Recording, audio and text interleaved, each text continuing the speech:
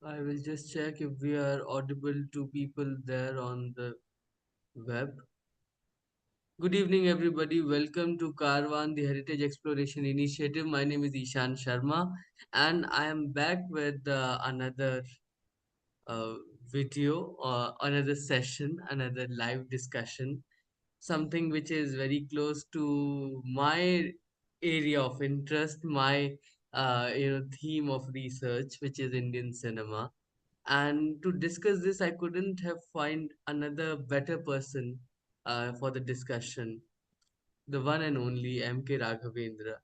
And for us in the film study circle, Raghavendra is nothing less than a celebrity, nothing less than an icon and a legend, because we have all read his works, read his books, and have heard his commentaries on Indian cinema at various platforms, be it the audiovisual or the written world.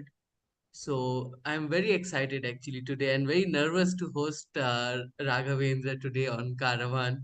But I'll give a formal introduction to him, which is I think the usual protocol of all the live lectures, though he doesn't need an introduction. M.K. Raghavendra is an Indian film critic. He received the National Award for Best Film Critic in '97.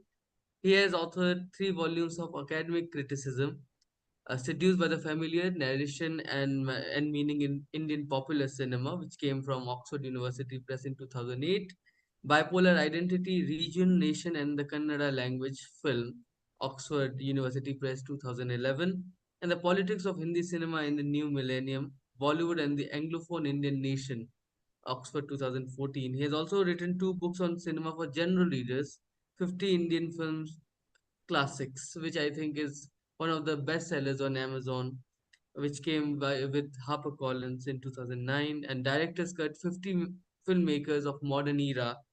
I think the best introduction to understand the filmmakers of our times and the time went by. And an edited anthology on writing on South Indian cinema, published by HarperCollins in 2017, Beyond Bollywood, The Cinemas of South India. His book, The Oxford Short Introduction to Bollywood, was published in 2016, and his academic writings have been anthologized in books published by Oxford University Press, Sage, Routledge, and even the prestigious British Film Institute (BFI). He is a member of the FIPRESI and has been on the juries of various international and national film festivals, including the East West, the Golden Arc 2018 and 2019. And I'm very excited today that he has chosen to do a theme which is, I think, intended to the larger audience to understand Indian cinema, the aesthetics behind Indian cinema. And the title of today's session is Indian Cinema Aesthetic Theory and Mimesis. So, without further ado, Raghavendra sir, thank you so much for agreeing to do this.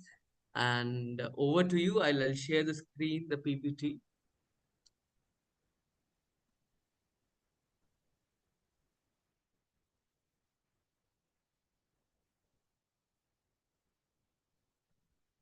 Go to the first slide.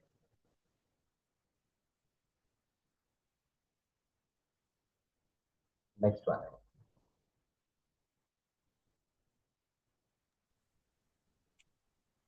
Can you see the screen? Yeah, I can see it now. That's okay. It's got it. Okay. I hope they're able to see it. Anyway, thanks to Karma, the Heritage, for having invited me here. I'm honored at all the things you said. You're my, of course, since the whatever you read out about my introducing me, I've added some more academic books. I've written 2 books on literature now. Okay, so I'm sort of enlarging my thing, my whatever the field in some way to look at culture. So I know I look upon myself as a cultural critic rather than a film critic. So I'm probably slightly different now. Okay. I've got about 14 books, including one which is coming out on Indian regional literature, language and literature. It's coming out from Routledge, another to, I think, Hazel also. Okay? This is just beside the point. Anyway, thanks once again for having invited me and thanks for the kind words. Okay? Now, to begin with, one thing we have to understand is that Indian cinema is not a microcosm of world cinema. You cannot understand world cinema by watching Indian cinema. Indian cinema is a very niche kind of product. He does not quite belong in world cinema. Whatever film theories and film you learn about in world cinema does not quite fit Indian cinema. There's a mismatch between the two. Okay, I'll try to explain that and how the Indian approach is a little different from world cinema, including the aesthetics and all that. Okay, now how did cinema begin in the world?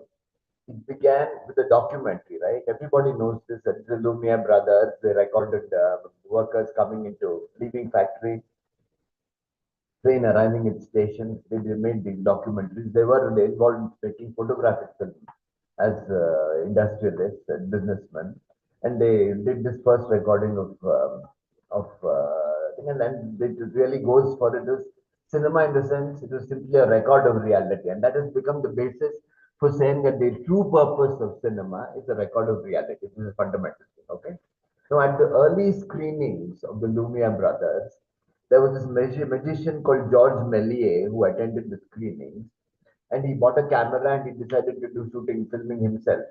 And the story goes, it made the apocryphal. The story goes that when he was filming something, the camera jammed. Okay, so what happened was because it jammed, then he had to replace the film, do this, to tinker around with it until it started shooting once again. And when he developed the film, it turned out that men had become women, a car had become a hearse. So what had happened was there had been a cut between the time the things stopped filming and the time the filming resumed, and that cut created some kind of magical effect. So instead of seeing cinema as a record of reality, he saw that because cinema appeared to record reality, appeared to catch what was in front of it because it's a mechanical device, it could be very good for a very good tool for creating illusion. Illusion. Okay, so he started to being a magician. He started using cinema for illusion. Right now, there are where the Lumiere brothers were doing cinema as a record of reality, and these whatever titles I told you about. Melior's title was A Trip to the Moon. It was a man with the India rubber head, where a scientist unscrews his head and plays a ball with it and then screws it on, that sort of thing, right?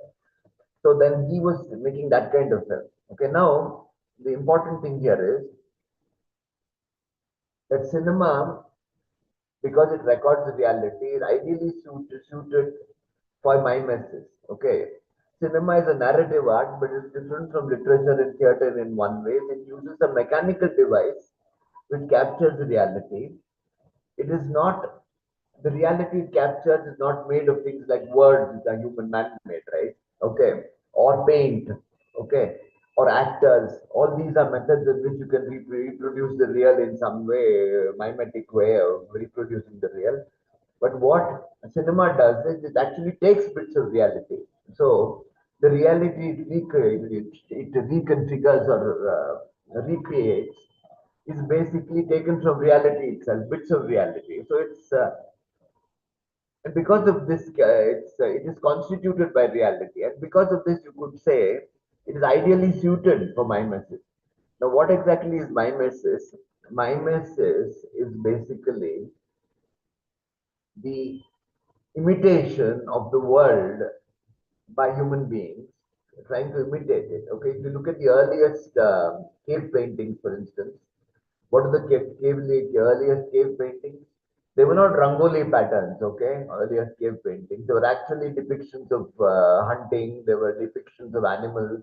They were depiction of human beings going hunting. Okay, so that basically the tendency of human beings has been from the earliest times to mimic, to imitate what they have seen of the world around them. Right? This is basically it.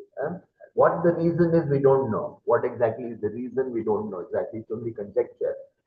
But there's a possibility, like you make an image of something. Okay, it's a magical means to control that something. I don't know witchcraft. I don't know if you know this.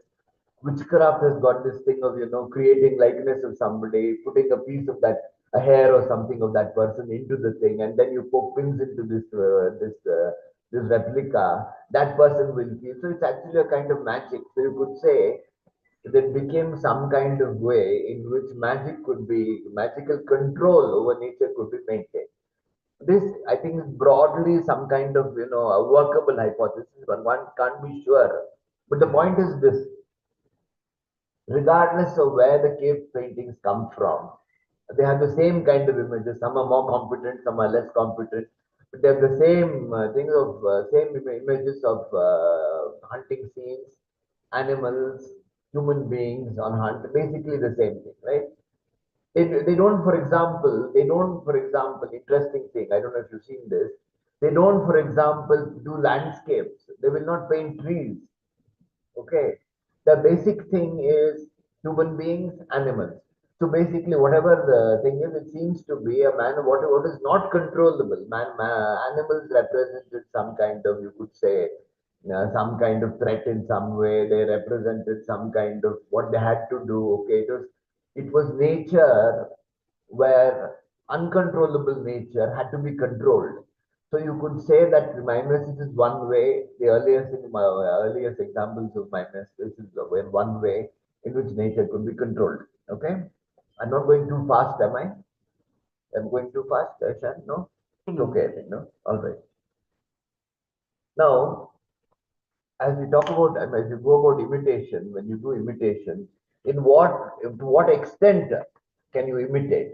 Okay, the point is, okay, imitation must be selective, one must distort. Okay, the point is, once the arrival of the camera came, let's look at the photography itself. Once the arrival of the camera came, since the camera didn't need anything in order to capture reality, right? So then painting started doing other functions. They no longer captured the real in any way. Okay, camera. So the point what happens is that you suddenly realize that reality is not only something which is outside. You introduce subjectivity into it, right? There's subjectivity in reality. If you look at modern physics, also there is subjectivity. In case you know about modern physics, relativity, quantum mechanics, all these are subjective elements, not individual subjectivity, but human subjectivity in some way is incorporated in modern physics. So what happens is this reality itself is cannot be understood purely as external reality. It will include the subjective element. All right. The world is nothing without the observer. This is a fundamental truth that we come across. Okay. So then, once you accept this, what does cinema consist of? What are the factors which make up cinema? Right. All cinema is constituted by three elements. One is the capture of reality. The second is authorial expressivity, which is what does the filmmaker who's making the film, what does he want to say, he or she want to say? That's very important. The third is called character subjectivity. What is character subjectivity? In a film, you have characters. What those characters are seeing is different from what the author himself is seeing, the filmmaker is himself seeing. What the filmmaker is seeing is very different from what the characters in the film are seeing. Okay, if you look at something like Rear Window, you look at something like, especially in suspense films where character subjectivity becomes Hitchcock, for instance. Vertigo, character subjectivity is a very important feature, right? This is a very character subjectivity is an event as seen by someone in the story and not as it is. To give you an example of a dream sequence would be character subjectivity, right? It is not something as it happened, but something as dreamt by somebody. Okay, that's the kind of character subjectivity. An important dream sequence would be something in Wild Strawberries. If you've seen it, right? The opening dream sequence in Wild Strawberries could be character subjectivity. Okay, now and then the next thing is, what are the basic components of cinema? How does the moving image communicate meaning? How does it tell a story? Let's talk only about narrative cinema here. How does it tell a story? Okay, the important thing is there are two elements in cinema. All this is sort of rudimentary stuff in the sense you learned about it in film appreciation course. The basic components of cinema are mise en scène and montage. These two things. Now, let's not complicate the things. Mise en scène is simply what is in front of the camera. Okay. what is in front of the camera is whatever is the landscape, the set, the actors, what they are saying, the costumes, everything which is placed in front of the camera is mise en scène. Okay. Then there is montage. Mise en scène simply is what is in the scene is mise en scène, right? Montage is a new kind of meaning which is created by two different images which are juxtaposed with each other. If you show Eisenstein, there's a lot of montage. If you show something and you cut it to something else, the combined meaning is independent of these two things. It's a new combination which creates a new kind of meaning. This is again generally routine stuff, right? This is the stuff you learn in film appreciation courses. Okay, so the montage, it is not, it is editing, but it is not editing like continuity editing, which you have in Hollywood cinema. It is editing in the sense that, and actually, it is not I talking to you, my face cutting to your face, me saying something and you replying to me. Is continuity editing. Okay, it is not montage. Montage is when two images are combined in a way, one succeeding the other, and a new meaning being made. Okay, if, for example, in Eisenstein's thing, there is a of Kerensky compared to a peacock I think in October. It is actually some kind of meaning is being made. Is comparing Kerensky to a proud person, upper class person who is proud as a peacock kind of thing. I'm not saying it's a great analogy, but the point is that this is the way that montage works as a kind of idea by associating two different images. This is the basic thing. Okay. Now, okay, juxtaposition through cuts and all this stuff. Okay, so the question is, uh, cinema is divided between capturing the real and expressivity. Expressivity can be achieved either through mise en scène, which is set design, or montage. Important thing. Can you give me a thing of set design? Okay, now the point is expressivity. When you talk about expressivity, what the subject is seeing is different from what is there, right? What is there is different from what the subject is seeing. All of you have seen movies. You've seen Cabinet with Dr. Caligari. You've seen it? Okay, it's some kind of it's called the expressionist work, 1919 or so. It's about the world as seen through the eyes of a madman kind of thing. So the point is the mise en scène is highly distorted. Every single the floor is at a slant. The walls are not straight up, standing up. So the entire thing is one of instability. It conveys instability. So mise en scène is expressive mise en scène, but expressivity can come both through mise en scène or montage. Okay, montage by and large is expressive. Mise en scène can be expressive, it could be realistic. When you have normal costumes, when you have normal sets, you have that sort of thing. A normal city set, or an actual, shall we say, an actual city streets, that is realist mise en scène. Expressionist mise en scène is rarer. You would find it in horror movies. You find expressionist mise en scène. Okay, Cronenberg. Okay, horror movies, it will be very common. Okay. Now, shall we go to the next slide? Is there any? I think you're the only person who is actually present at the moment. Any questions you can ask me, Ishan? I'll be happy to answer. Is it okay? Is it clear what I've said so far? Yes, sir. No, it's okay. No questions up now, right? We will take the questions at the end of Later. the. Okay. All right. Okay. Now, when we come to the Indian cinema, right? The very first film which was made was Raja Harishchandra by Palke. Okay, D.G. Palke made the first film. Now, Palke described his film as realistic. Okay, it is not what we normally understand by that term of realism, right? But what he said was that the Ramayana, the Mahabharata, what he's showing on cinema, what he's showing on the screen is not real in the sense of being verisimilitude, reality of appearances, but it's the truth. All of us believe in the Ramayana, so when he actually stages the Ramayana and shoots it, is giving us realism because it is showing us what is believed by us, rather than what is the world itself is ephemeral in the sense that it passes, it changes. But the point is, it is not truth. The world is not the truth. Okay. So he's introducing a new term here called the truth, which is different from expressivity and real. Okay. He's making this distinction, and the point is The point here is that the the thing is, this is a completely new angle, and this is it's not, for example, you will look at his mythological film. Mythological film is not fantasy, if you understand what I mean, right? It is not fantasy.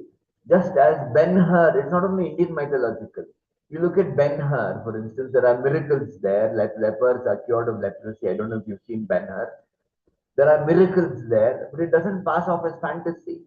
It's part of a belief of some sort, right?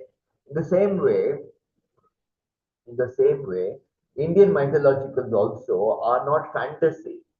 The Lord of the Rings may be fantasy, a horror movie may be fantasy, a ghost story may be fantasy, but a mythological film is not fantasy. It actually manifests belief in some way. So you have to make this distinction that a mythological film is not fantasy in the normal sense. Even if you believe it or not, whether you believe in that whether it is the real truth or not, the basic thing is it departs from fantasy in some way. It is not fantasy. Okay. It is not dealing with appearances. It's not dealing with appearances, but it's dealing with the believed truth. Okay, now the the the mythological Indian cinema moved out of the realm of the mythological fairly soon in the 30s or 40s or so. It moved out of there. But what happened was in Indian cinema, they put on new costumes, they put on suits. They started having cities in their frames and all that sort of thing. But the point is, they were basically doing the same thing. Is mythologicals in contemporary costume in some way. Things would happen. There would be messages. There would be honorable people. The kind of people you would never see in real life. Such honorable people, such wicked people, that kind of thing, exemplary in some way. Okay, they they took these ideas from the Puranas or from the epics. Okay, they took them there and they put them into this contemporary setting and started making movies. This is called the social. Okay, they're dealing with contemporary reality in some way. They have sets and all that. They have contemporary reality. But the point is, these people are not real people as they understand them from the novel or from everyday life. They were actually epic characters in contemporary costume. They're exemplars, they're ideals. Understand what the word exemplar means. They are the kind of people who populate an imaginary world, who are actually, shall we say, they are they are the bearers of messages in some way. The protagonist's goodness is actually a bearer of a message. The villain's villainy is bearer of another message. What is right, what is wrong, and that kind of thing, right? So the point is, they were still testifying to an underlying truth, which Mimesis does not do. Mimesis just presents you with something as it is. Even a dream sequence in Mimesis presents you with a kind of possible dream. It doesn't try to tell you about the truth. That truth is a new term, as I said earlier. It's a new term which Mimesis does not use. Okay, the important thing here is these are exemplars, the characters of the old Hindi movies.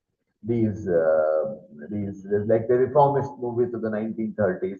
I don't know if you've seen movies of Shanta Ram. Have you seen something of Duniya Na Mane? I don't know if you've seen that. Okay, they're all they testify to some kind of truth of people, how people should behave, what is society, and that kind of thing. They're all loaded with messages of some sort. Okay. Now, the important thing from these two things, you can understand that the key feature of mimesis is that the world is inscrutable. You do not understand the world. You cannot understand the world. You can only conjecture. This could be that could be that. Your everyday life, for instance, if we didn't account for the uncertainty of the world, you couldn't live every day, right? We have to account for if we are going to some place, you are going to a movie, okay, you have to account for the possibility of the fact that tickets will not be available. Now, of course, a lot of things have changed. If you're taking a bus to a city, you have to catch and take an interview. Let's suppose to say you're going to Mumbai to take an interview for a job, right? You must be prepared to leave a day earlier so that if the bus breaks down or the train something happens, that you will still be on time. You have to take into account the possibility of something expected not happening, right? So the point is, there's a lot of uncertainty in the world. Okay, so the point is, because Mimesis deals with the world which is uncertain, deals with the world is uncertain, the world that human beings create must be also be uncertain in some way. You get my point? I don't know if you get what my point. The important thing here is when you create art, may not be in the Stone Age or in the time of the cave painting. When you create art, you are God. You are God because you're being creative. You're creating. And if God, what is the complexity? What are the attributes of God's world? They are complex, and this has nothing to do whether you believe in God or not. It is complex, it is ambiguous. We don't know what is about God's world, what is the truth of God's world by and large. Okay, it is ambiguous. God, when we say God's world, I don't mean world as present in the Puranas. I mean world as you see. Okay, it's uncertain. We don't know what it is. We know that good people are punished. We are punished in inverted commas. Bad people get away scot free, and this is a feature of the world. If God had a purpose which is known to all of us, such things wouldn't happen. But the point is, the world is inscrutable. Therefore, when you create the world in your own work of art, in a movie, in a novel, in whatever, your world also has to have complexity and ambiguity. At the same time, it must make sense to you. Okay, it cannot be fully arbitrary, random. For example, in a detective story, the detective cannot get run over one day before he solves the crime. You can't have that, right? In real life, it could happen, right? If it happens in a movie, it means that there is some villain who is trying to prevent him from getting at the truth. It would mean that. Basically, it cannot be random, it cannot be arbitrary, it must have a purpose, but that purpose should be clouded in some way. That purpose cannot be self evident. This is a fundamental thing. It has to be complex. Okay? This is where this is where interpretation of a movie comes in to you. Okay, so great movies are those which were not sure of the meaning. We're not sure of them. If you look at something of David Lynch, for instance, we're not sure. If you look at, for example, somebody like, Robert Bresson, you look at somebody like David Lynch, the really great international filmmakers, or even somebody like Mizoguchi, we're not very really sure about what the meaning is, right? You can only conjecture. We need interpretation as the basis by the process by which we make meaning out of something. It has no meaning in itself. And great art has that thing. So the question of interpretation comes in in the Puranic scheme, okay, what happens is in the Puranic scheme, this thing of interpretation is not. For example, you look at the complexity of the Mahabharata. Let us take something like the Mahabharata. The complexity of Mahabharata is not like the complexity of Hamlet. Hamlet, people are always interpreting. Interpreting is why is Hamlet mad? Why is he behave like this? They're always like trying to interpret Hamlet. Mahabharata is interpreted because of the distance. I would think, for example, Mahabharata is basically instruction about dharma. What is the meaning of dharma? If Mahabharata is complex, it is because dharma itself is a complex notion. Okay, and a lot of dharma, a lot of the notion of dharma is no longer has any meaning. It is disappeared from sight in some way. For example, let us take something like Ekalavya. Let us take the story. You're aware of the story of Ekalavya. What is the meaning of the story of Ekalavya? No, I think it has a meaning, and my own belief about the story of Ekalavya is that it means that to receive knowledge, you must be authorized to receive knowledge. And only princelings and the Kshatriyas are authorized to reveal martial knowledge, which Ekalavya was not. And at that particular point, this caste system was there, Varna system was there. Anybody cannot get instructions, anything, right? Based on whatever is so the instruction there of a certain sort. It may not be relevant anymore. Which is why when we see the story of Ekalavya today, we feel like crying. But the point is, at that particular point, it had another meaning. So the point is that the Puranas, the Ramayana, the Mahabharata are basically not open to interpretation in the way Hamlet is. You get my point, okay? Hamlet is a different kind of thing. You want to interpret why Hamlet behaves like this, what is there. A lot of people have written about it. Whereas your Puranas are not. The Puranas have a meaning of some sort. They have a meaning, okay? They can be told, Mahabharata can be told, or Ramayana with a different emphasis, like say an atheist emphasis, some BMK emphasis. You could tell the story with Ravana as the hero and and Rama is the villain, you can do that. But it is a retelling, it's not a reinterpretation. You get my point? Okay. Now, Indian cinema is like this. It has a pre-existent message to relay. Okay. If you look at the movies, there's a lot of stuff in the movies. One of the first things we learn about popular cinema is there's a first cause. I won't go into this causality thing. Everything is from the first cause. Okay. The first cause is the thing which has, it's like a seed in the story. It is the thing which sets the whole motion story into motion. Let us take a movie like that. Let us take Devdas. What is the first seed in Devdas? The seed, the first cause. It would be the father's punishment of Devdas. Okay, hitting him, making him a weakling, making him that. Okay, that first, the seed or the first cause in Devdas is the father punishing Devdas. If you look at something like Diwar, what is the first cause in Diwar? Mere baap chor hai, right? Tattooed on his hand is the first cause. Okay, the whole logic of the film proceeds by that first cause. It proceeds by the first cause, and the story unfolds around that. If you look at Hum Aapke Hain Kaun, this is a good example of mine, which I what is let's understand Hum Aapke Hain Kaun. It's much more complicated than you think it is. What is the thing of Hum Aapke Hain Kaun? It is about two families who have to be kept together, right? Okay, they have to be kept brought together. They have to be brought together. Why do they have to be kept together? All these marriages are arranged between them because they have to be brought together, right? The reason they have to be brought together is Aloknath and who's the Anupam Kher. Anupam Kher has married Reema Lagu. Aloknath is a friend. Aloknath wanted to marry Reema Lagu, but Anupam Kher married her because Aloknath stepped aside. Aloknath stepped aside, he made the sacrifice. And so Anupam Kher did that. No, because this thing of sacrifice of one dosti, the sacrifice of one person for another is some kind of sacred thing in Hindi cinema. You could look at, I think, Sangam. There are a lot of other movies also. There's one of, I think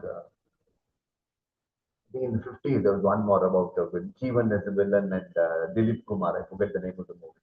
Okay. So the point is, because these two are friends and one is sacrificed, the other, the thing is that dosti thing is there, right? But the point is, the important thing, a question some sociologists ask, why is it that Adoknath is uncle to the boys and not father? When you think of what the answer is, if he had married somebody else and had been father to the children, it means that his love for Rima Lagu was not true. You get my point? Okay, because he's married somebody else. He has remained a bachelor because his love for Rima Lagu was true, and because of that, okay, that sacrifice was a genuine sacrifice. If he had married somebody else, the sacrifice would not be genuine, would not be perfect. You get me? So the point is they keep this. Similarly, in Three Idiots, the first cause of the seed is that gardener's boy wanting to become educated and becoming, that is the first seed. Very often the seed is concealed in the story. You come to know about it only later as as a flashback or some such thing. Okay. But the important thing is the seed is very, very important. Okay. The important thing. Okay. Now we come to the meaning of a film, how it is relayed. It's relayed by having fixed meanings of various things. For example, if you look at space itself, let's take how space is constituted in popular cinema. Space in Hollywood movies, Aristotelian in the sense it's all linked. This is linked to that. It's all linked. You can go from here to there, there to here. It's all continuous space. In Indian cinema, every place where the action, every location where the action takes place is basically that location has qualities of its own. What are the places? A police station, a hospital, rich man's house, poor man's house. These are the fundamental locations where the action takes place in any particular movie. But this is very interesting. There is a movie called Andaz, I think 1949 or so. I don't know if you've seen this of Mehboob Khan's Andaz with Dilip Kumar and Raj Kapoor. In that film, both Raj Kapoor and Nargis are both very rich and they both have houses in Bombay. Mumbai is very important. They have houses in Mumbai. How do you distinguish now? All the rich people's houses have that staircase, That Gone with the Wind staircase, which has got winding staircase, it goes up. Okay, so you walk up that thing like a ramp. Okay, that is the way in which the rich man's house used to be presented in Hindi cinema. So that is subsequently it has disappeared, but that is a very important thing at that point.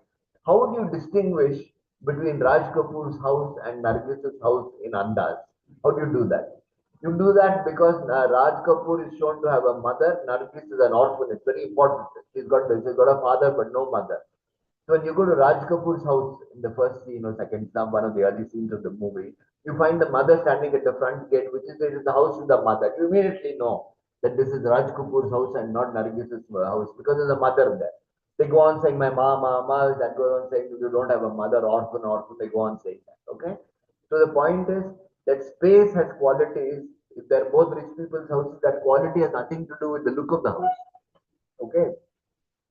When we come to characters, for instance, okay, all these are convey feelings of some sort. Okay, when you come to characters, um, characters are represented immediately by looking at his face. First thing you know that he is good or bad, whether he is cunning or not, whether he's a stupid fellow or an intelligent person, whether he is a vivacious, mischievous girl or a staid girl. Okay, that sort of thing you know straight away, right? But the point is, spectacled people. Can spectacled people in a movie be scholarly? They don't go to it's very difficult, right? Spectacles implies studiousness, right? Doctors have to be noble, young people have to be romantic. These are fundamental things, right? Doctors have to be noble, young people have to be romantic, and childhood friends need to be loyal. These are all fundamental things.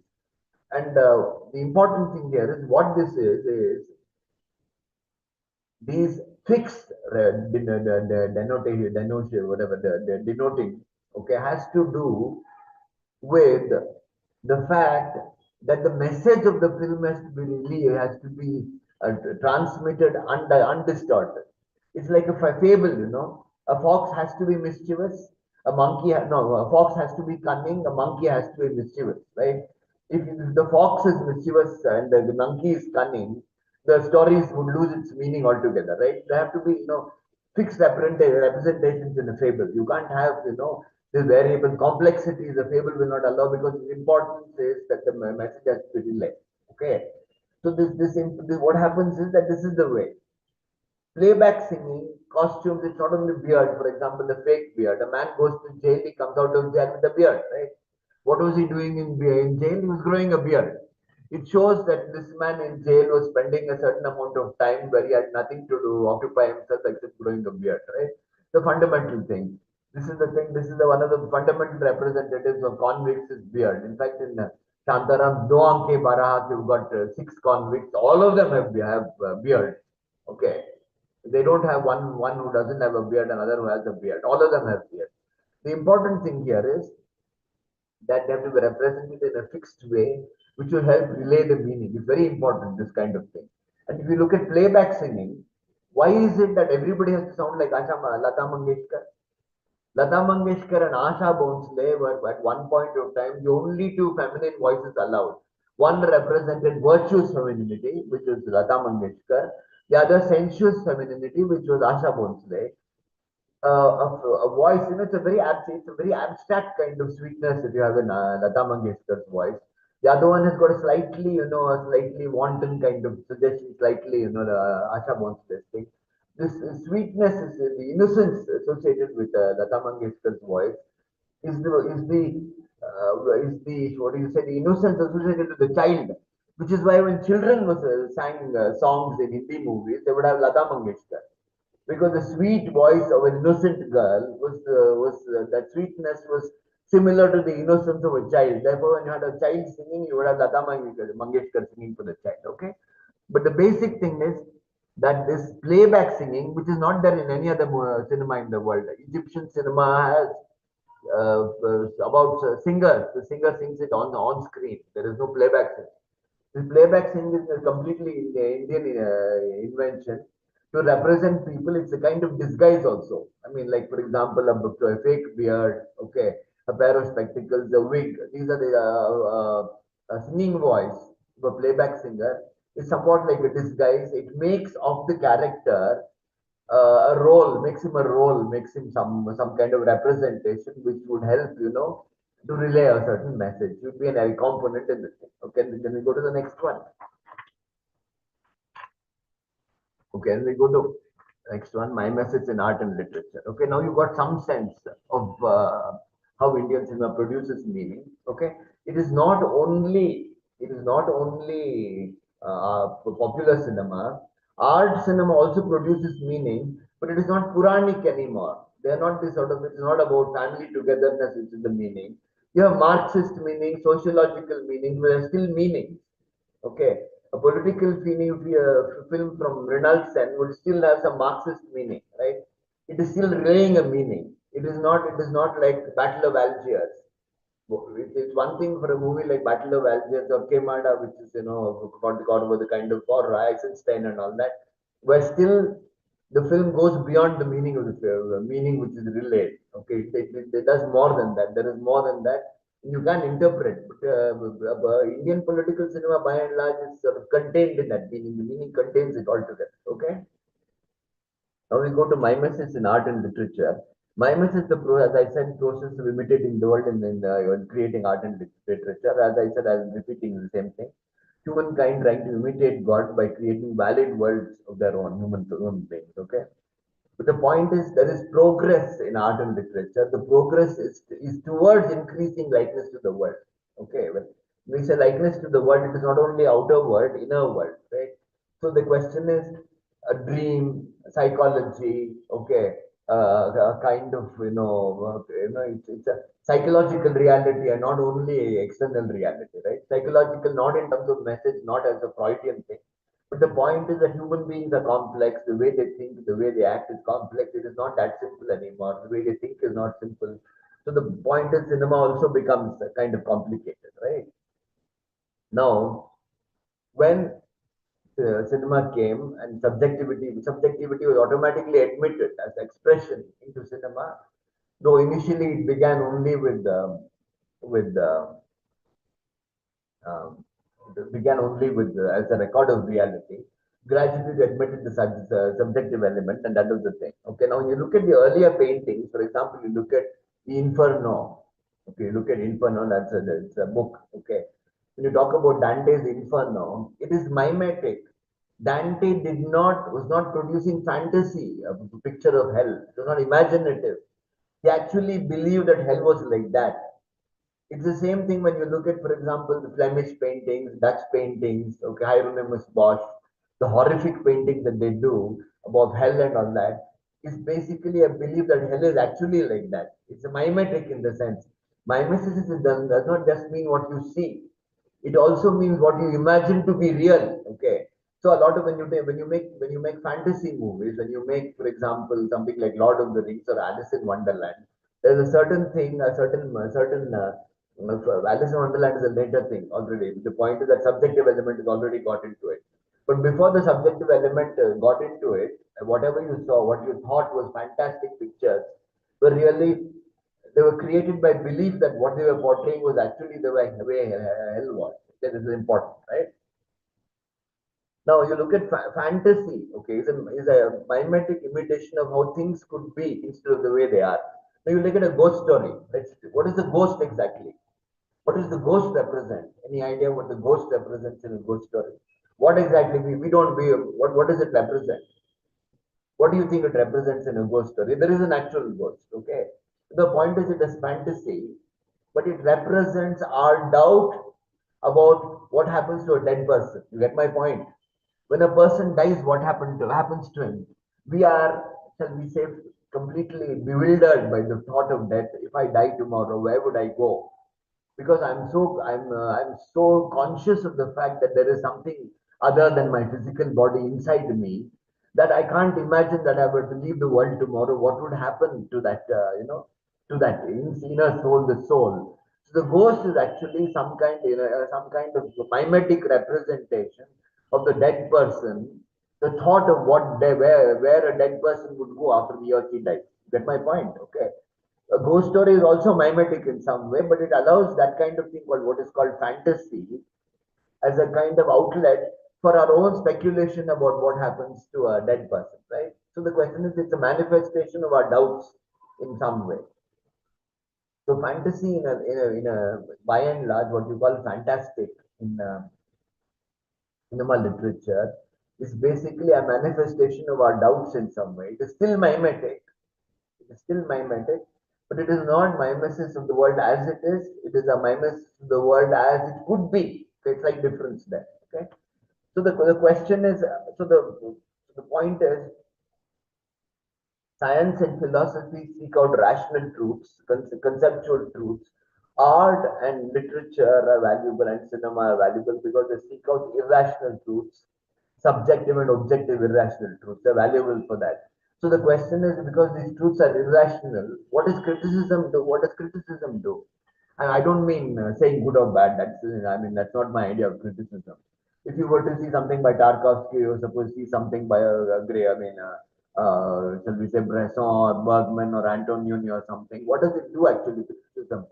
It is actually taking an irrational work of art, dealing with feelings, and building steps to that irrational. Steps is a kind of rational, giving a rational interpretation for something irrational.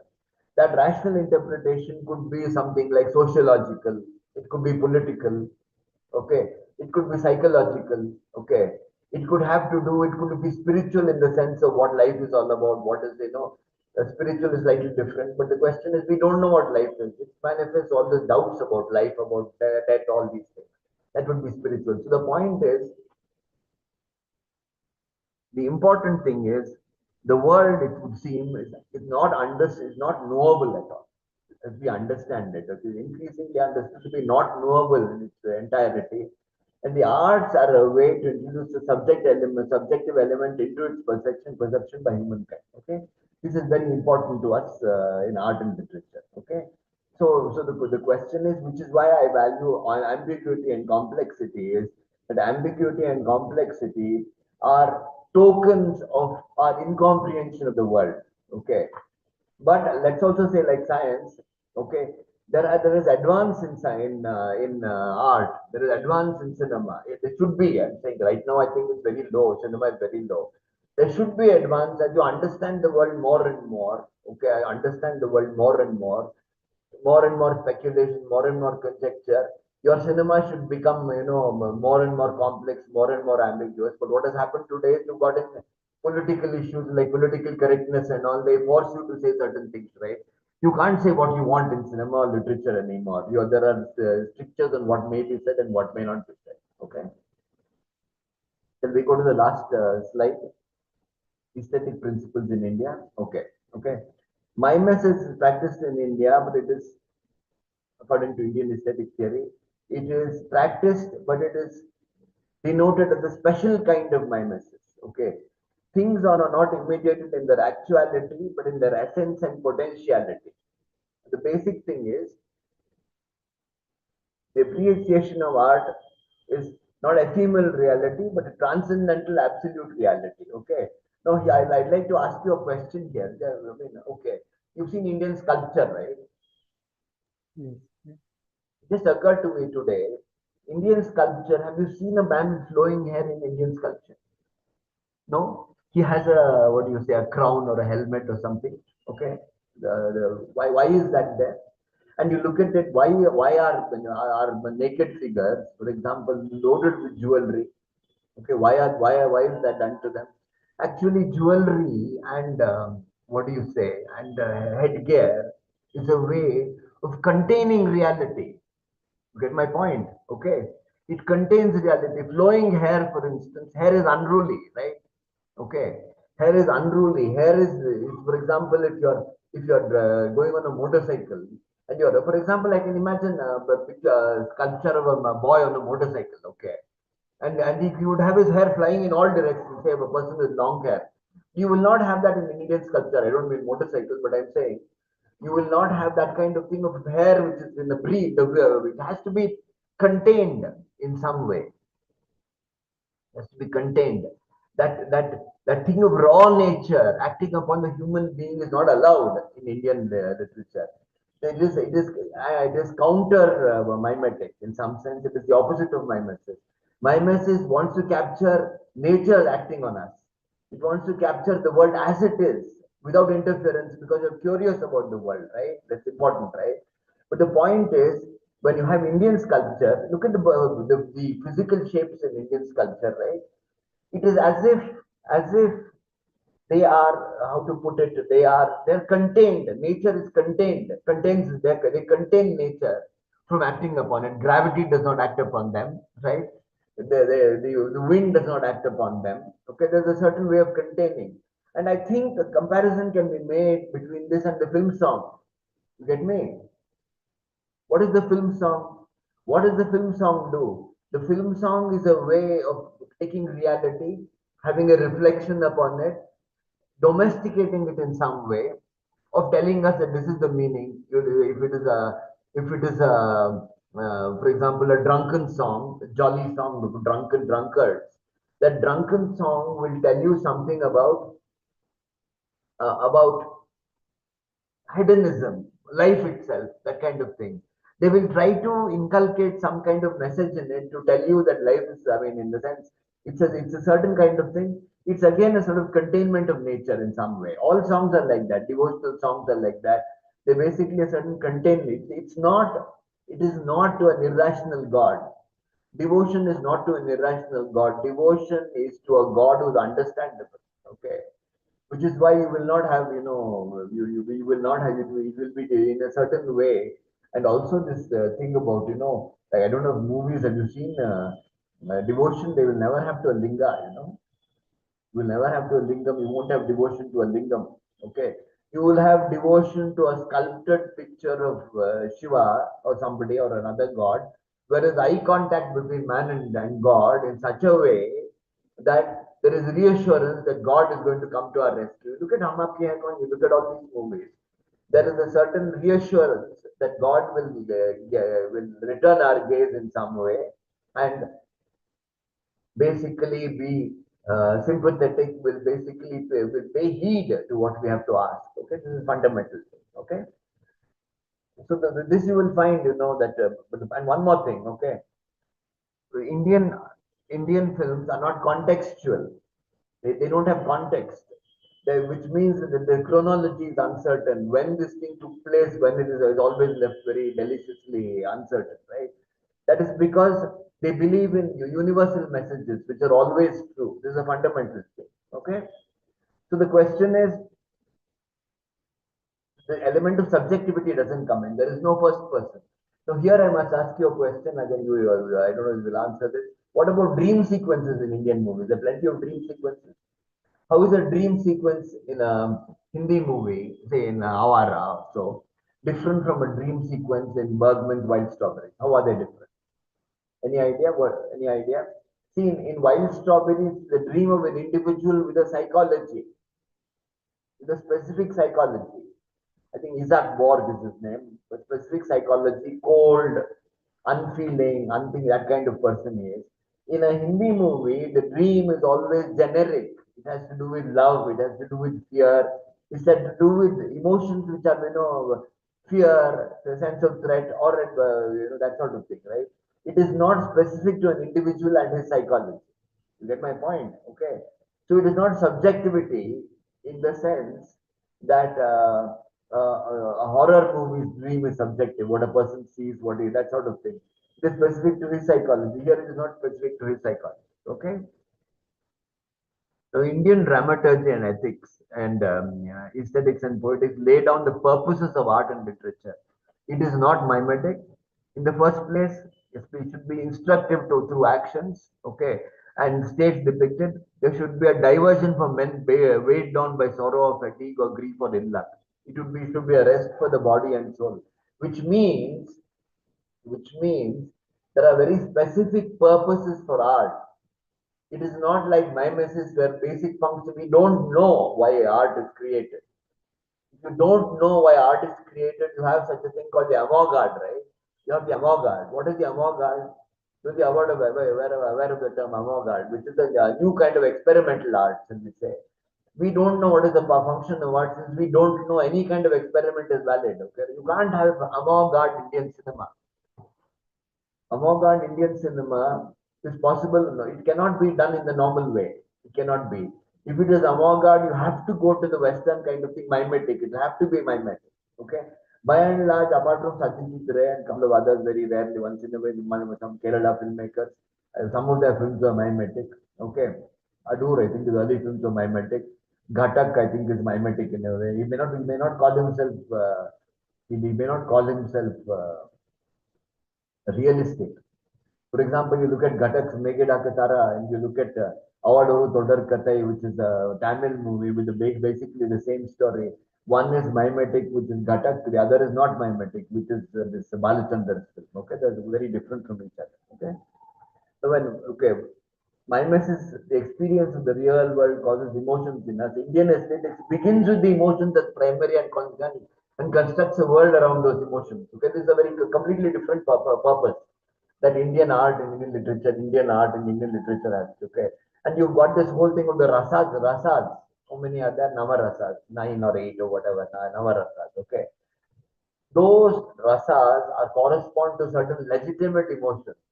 All emotions are not legitimate, right? Try to ask this question. What about horror? Can you have horror as an emotion? They immediately say Bhayanaka.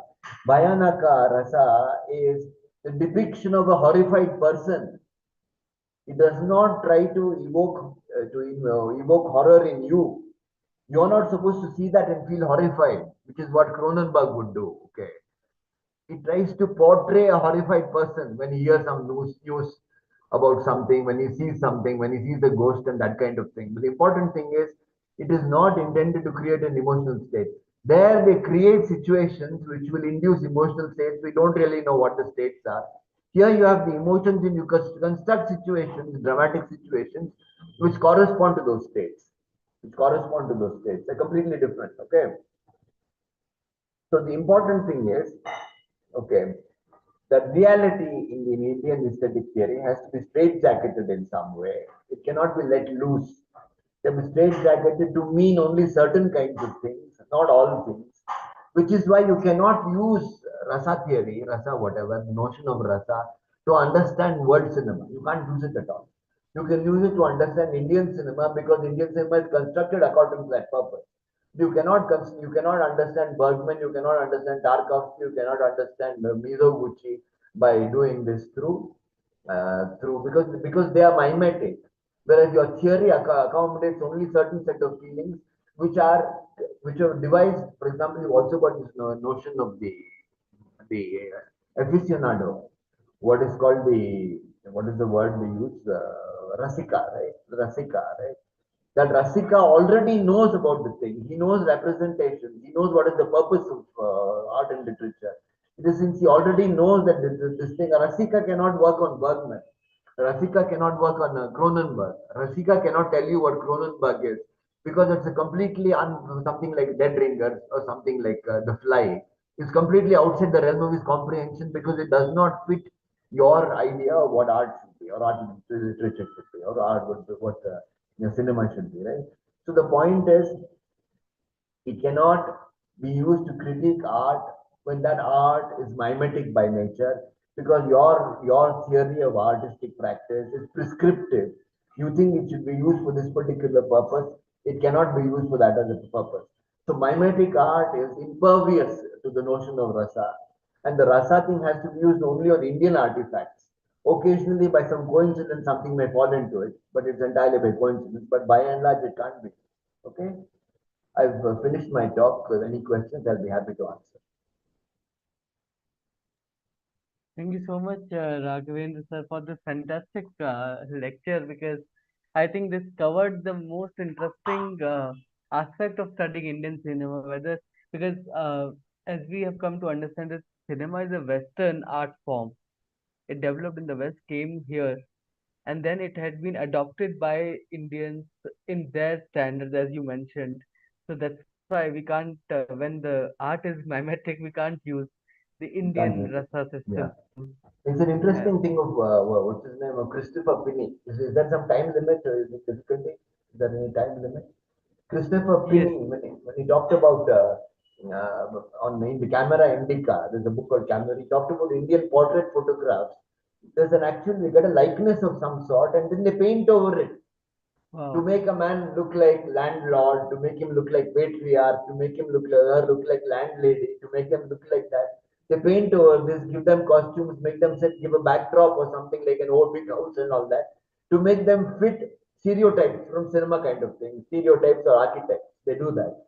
So the question is, they're always trying to coerce reality into some conception of it. We Yes. value that conception of reality or other thing more than reality. Okay, Yeah. something like that. So you also talked about the character subjectivity when you started your thing, and then that got me thinking about the audience's subjectivity, because the art form is produced for a mass audience, Yeah, for consumption. So how do you see audience subjectivity to art? And because you said interpretation can't be done to something which is mimetic, yeah. you can Indian only. cinema, by the way, defeats interpretation by and large. By Yes. and large, Indian cinema cannot be interpreted. It is already interpreted when it comes to you. Okay. So the good point is the audience subjectivity is right. Okay, it is right. It's always there. Is minimal in Indian thing. In the sense, see, for example, you know that thing of Franz Fanon, if Tarzan, if a black guy, if an African is sitting in a cinema house in Africa and watching a Tarzan movie, his sympathy will be with Tarzan. Okay. He will see Tarzan fighting people and his sympathies will be with Tarzan. Whereas if he goes and watches the same movie in a Paris cinema theater, he will know that the whites around him will be seeing him as a, in completely different terms. So Yeah. automatically, so the question is that subjectivity is there by and large.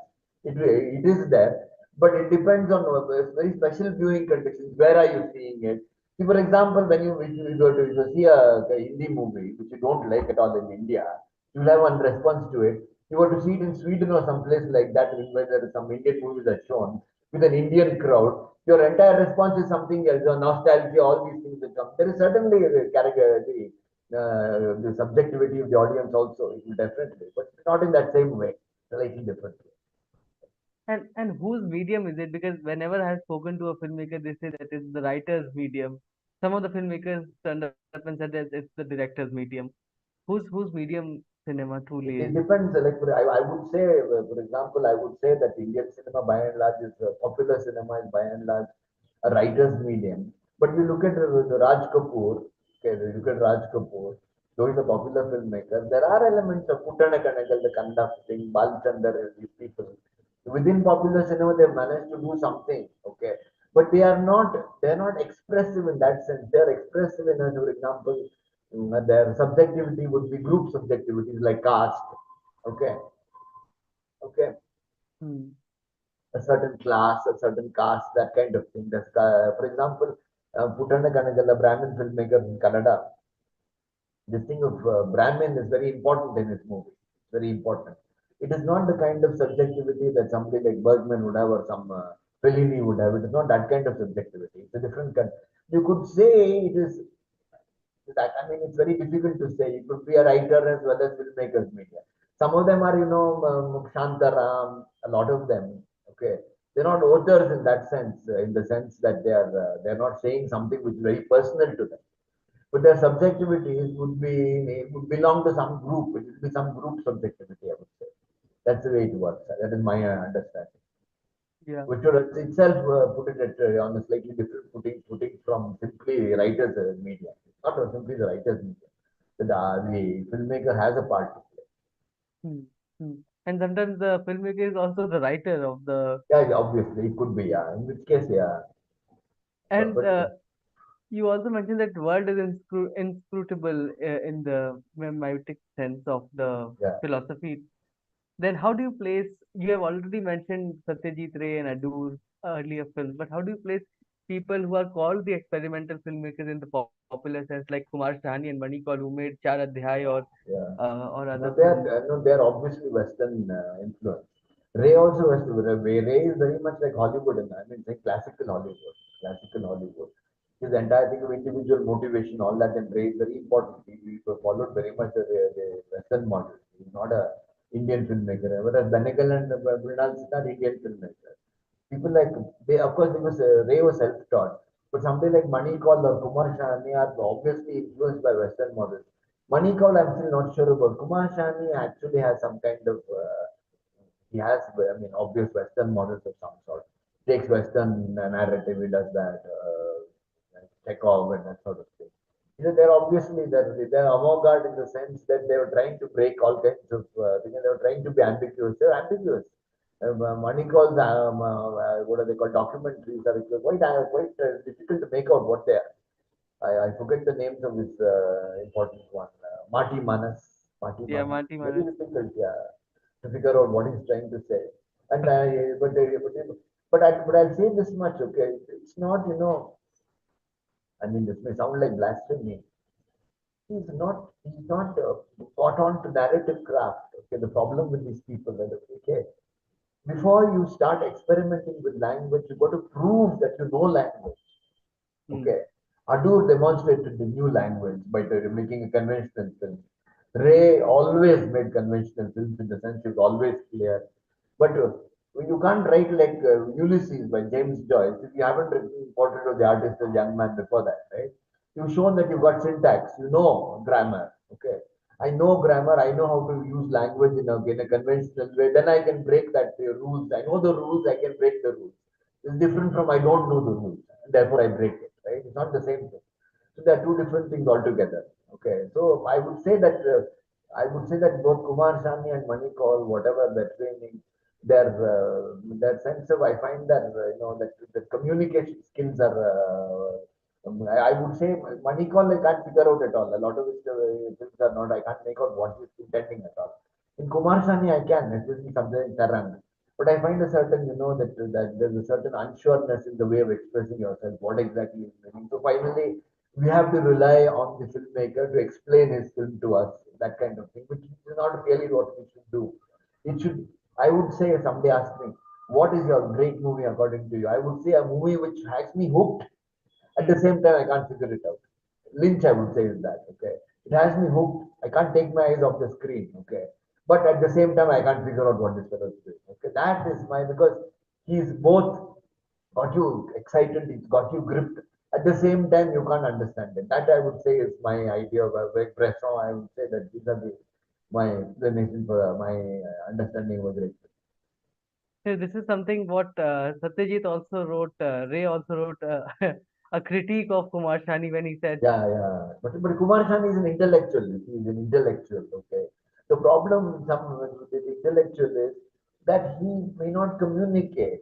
Okay. He may not. This is not only true of. There's a lot of, for example, um, this British guy who wrote The Thief, the Cook, His Wife, Her Lover. He made that. Peter Greenaway. I'm not sure Peter Greenaway or later Goddard. I'm not sure the later Goddard makes sense at all.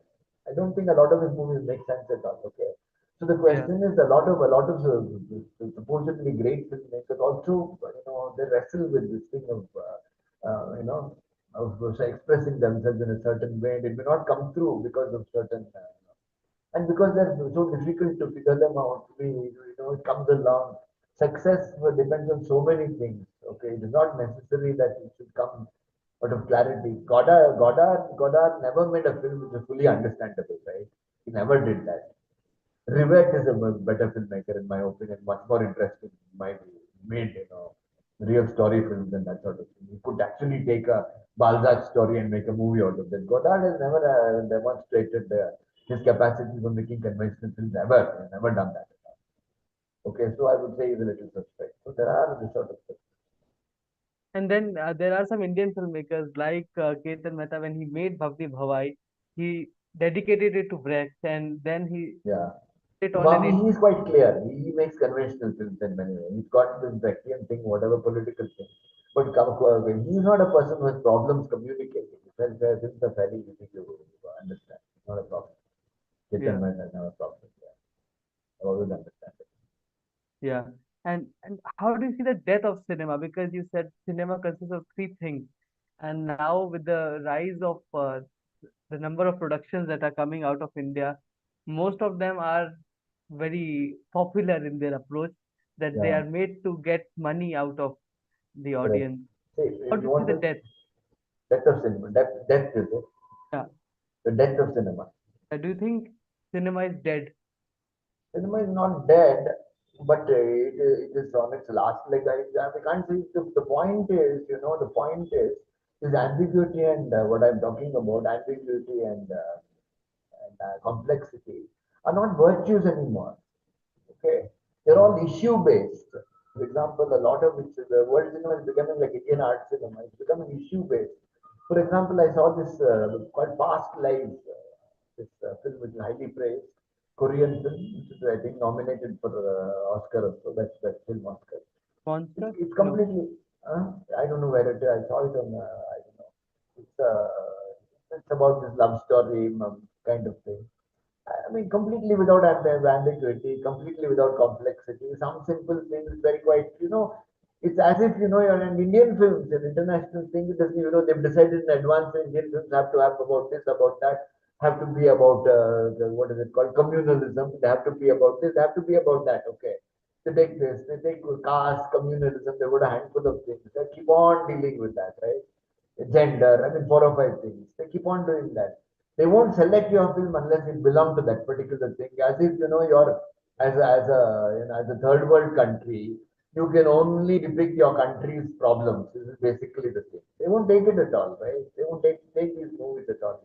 Where is this thing of complexity and ambiguity? The IFFI last year, IFFI, one film, okay, made by Victor Edike. Have you heard of Victor Edike?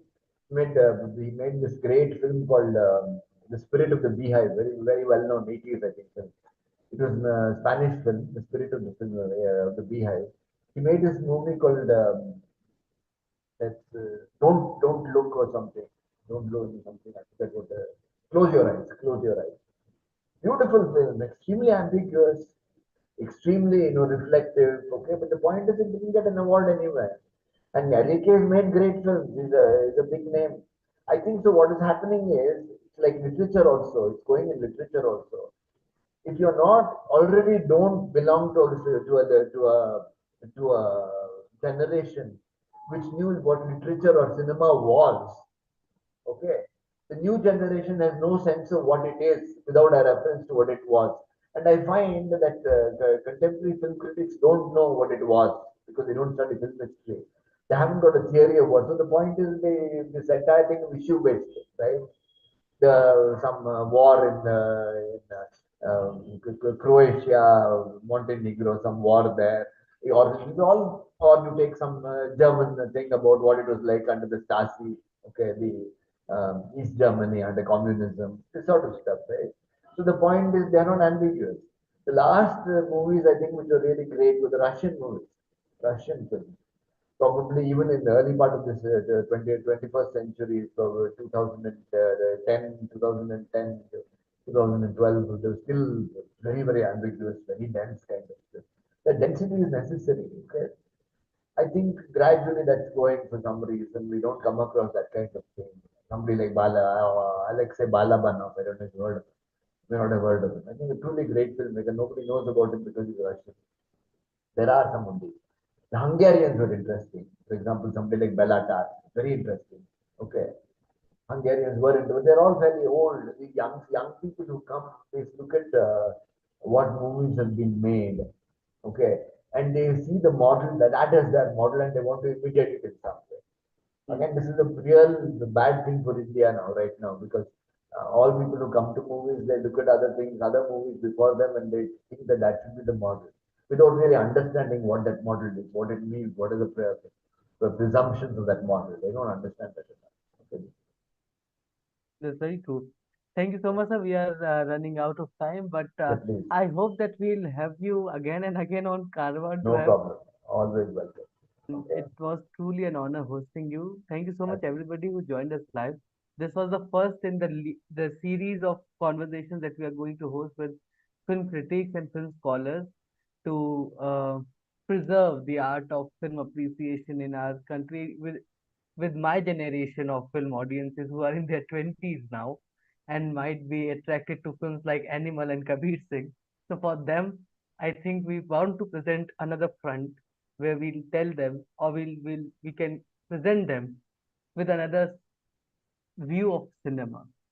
where they can appreciate the art behind cinema. So this first session with M.K. Raghavendra was truly uh, the best way to start this series, where we talked about the Indian aesthetic, the Indian cinema, and the mimetics of of cinema. Thank you so much, sir, for taking out time. My Thank you so pleasure, much, my everybody, pleasure. for joining Honored. us.